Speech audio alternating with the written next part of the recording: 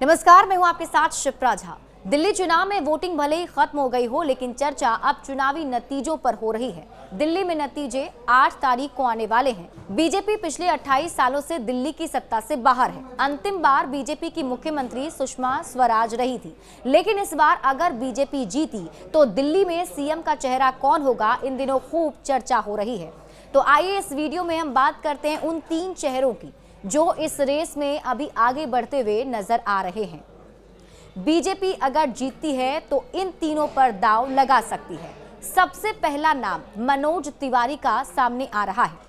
दिल्ली में अगर बीजेपी इस बार चुनाव जीत जाती है तो जिस नाम की सबसे ज्यादा चर्चा है वो नाम है मनोज तिवारी का। मनोज तिवारी को पूर्वांचल का बड़ा चेहरा माना जाता है। ये दिल्ली प्रदेश की जिम्मेदारी भी संभाल चुके हैं और 2 बार से सांसद भी हैं। बीजेपी दिल्ली में मनोज तिवारी को मुखरता पूर्वक अपना कमान सौंप सकती है, उन्हें ये अधिकार दे सकती है। हो सकता है कि इस आधार पर पार्टी मनोज तिवारी को एक बड़ी जिम्मेदारी दे। दूसरा नाम है विजेंद्र गुप्ता का। दिल्ली के रोहिणी विधानसभा से बीजेपी प्रत्याशी और विधायक विजेंद्र गुप्ता एक बार फिर से इस सीट से चुनावी मैदान में है। उनका मुकाबला कांग्रेस पार्टी की तरफ से भी था। कांग्रेस और आम आदमी पार्टी के जो नेता हैं वो भी यहाँ पर सामने थे। कांग्रेस की तरफ से सुमेश गुप्ता और आम आदमी पार्टी की तरफ से प्रदीप मित्तल से रहा हुआ है।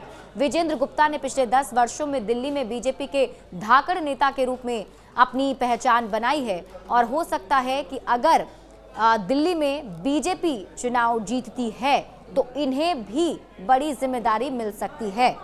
आपको बता दें कि बीजेपी में पिछले 10 वर्षों में दिल्ली में बीजेपी के धाकड़ नेता के रूप में अपनी पहचान बना चुके हैं और आम आदमी पार्टी के प्रमुख अरविंद केजरीवाल के खिलाफ लगातार विपक्ष की भूमिका निभाई है।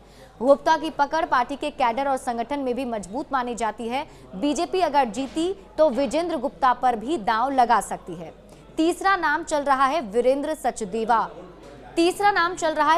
सचदेवा का। इन्हें भी बड़ी जिम्मेदारी बीजेपी दे सकती है। दिल्ली बीजेपी के अध्यक्ष वीरेंद्र सचदेवा ने इस चुनाव में बहुत मेहनत किया है। उनका नाम भी दिल्ली बीजेपी के बड़े नामों में शामिल है। अगर दिल्ली में पार्टी जीती तो उनका योगदान भी माना जाएगा। ऐसे में अगर पार्टी को जीत मिलती है तो पार्टी इनको भी सीएम का चेहरा बना सकती है। हालांकि अभी ये बस कयास भर ही है। देखना होगा कि इस पर फैसला क्या लिया जाता है। हालांकि अभी नतीजे आने भी बाकी हैं कि दिल्ली में किसकी सरकार बनने जा रही है। अगर हम एग्जिट पोल के आंकड़ों की बात करें तो ज्यादातर एग्जिट पोल ने बीजेपी की सरकार बनती हुई दिल्ली में दिखाई है, लेकिन देखना दिलचस्प होगा कि नतीजे क्या सामने आते हैं। बड़े अपडेट्स के लिए जुड़े रहिए न्यूज़ 18 बिहार झारखंड के साथ।